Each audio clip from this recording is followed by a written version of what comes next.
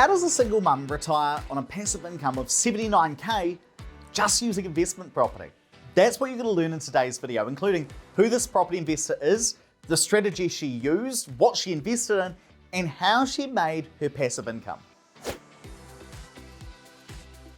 Tanya is a property investor who lives in Auckland, and here at Opens Partners, we've been working with her to build a property portfolio and create a passive income. When we met Tanya back in 2013, she was 57, a single mum with 2 teenage sons, and what Tanya really wanted was to look after herself in retirement. She didn't want to have to rely on her kids, and she didn't want to have to rely on the government superannuation either. So what strategy should she use to create this passive income? Because Tanya wanted a passive income, she decided to use the golden goose strategy. And if you've already watched this video on our YouTube channel, you'll know that the golden goose is where Tanya would grow a property portfolio so she could then live off the rental income the properties produced. And the benefit of this is that she could then stop working, and no matter how long she lives, she can just live off the rental income for the rest of her life. And if you've watched that video on the golden goose strategy, you'll also know that to create that passive income, investors need to grow their wealth first. And the way an investor like Tanya does that is through buying high growth properties like townhouses and standalone houses. Those tend to grow in value faster, and that creates the wealth. And then once Tanya did that, she could transition to high yield properties to get the cash flow. That's the strategy Tanya took. So let's take a look now at the properties she actually invested in.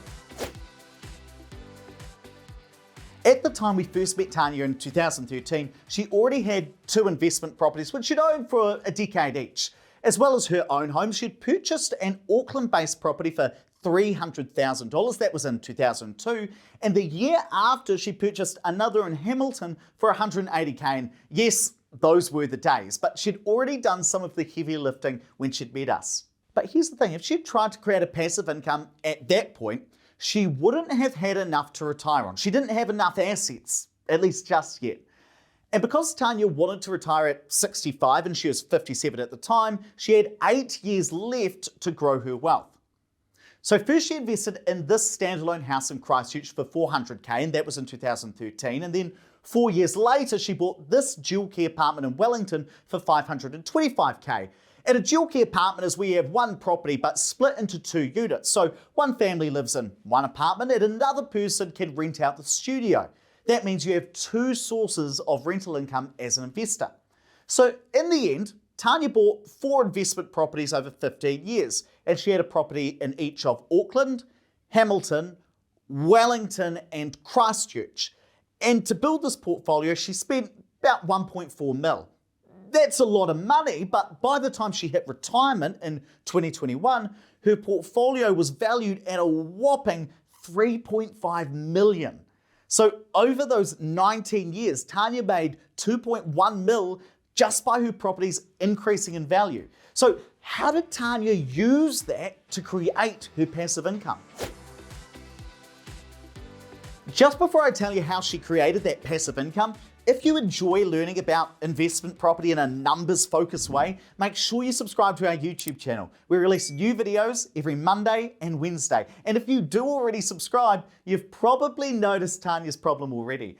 At this stage, she was equity rich, but cash poor. She had a lot of money in her properties, but they weren't paying her a lot of money back. And that's because she still had big mortgages at the bank. So what did she do?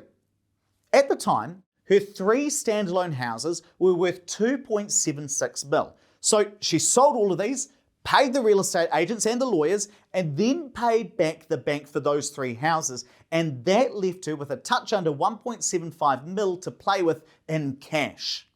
She used 525K of this to pay back the bank on the dual key apartment in Wellington that she already owned, and then she still had about 1.22 mil left in cash. What did she do? She then bought another dual key apartment, and she didn't need a mortgage for this because now she's got a lot of cash. Well, that means she's got 2 properties, but with 4 income streams, since each of these apartments has 2 units within them, and she's got no mortgages. Together, these pay her $2,300 a week in rent, but Tanya doesn't get to keep all of this because she's still got expenses, rates, maintenance, property management, body corporate. That's about $800 a week. So Tanya gets to keep $1,500 a week every week from her properties, which means that these rental properties earn her 79 grand a year, and that's her passive income. Without getting out of bed in the morning, Tanya can afford to live. But there's one more thing. Tanya's now 65, so she also gets the New Zealand superannuation, and that was about $500 a week when she retired. If you add that into, Tanya earns just shy of 106 grand a year before tax. This is going to continue for the rest of her life, whether she lives to 82, 92, or 102.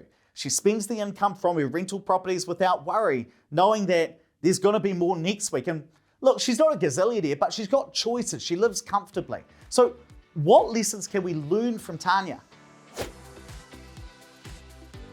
Just before I tell you the main takeaways, if you want to go through the same process as Tanya, where you plan out a property portfolio and then invest in the right properties, then you might like to meet with one of our financial advisors here at Opus Partners for a portfolio planning session. This is the same service that Tanya used to build her portfolio. And remember, there's no charge for this session. The link is down in the description to learn more. And if you have already met with one of our financial advisors, you've probably already spotted the first lesson. Tanya succeeded because she invested in property for the long term. She was in the market for almost 20 years. That time is what allowed her properties to increase in value so that she then had options later on. The second thing we can learn from Tanya is that she invested in the right properties at the right time. She started with growth properties to increase her wealth. Then she transitioned to yield when it was time to create that passive income. And lastly, she bought when she could. She didn't buy anything for almost 10 years between 2003 and 2013. And on average, she bought a property only every 4 years. You see, you don't need to build a big portfolio very, very fast to succeed. Just invest when you can.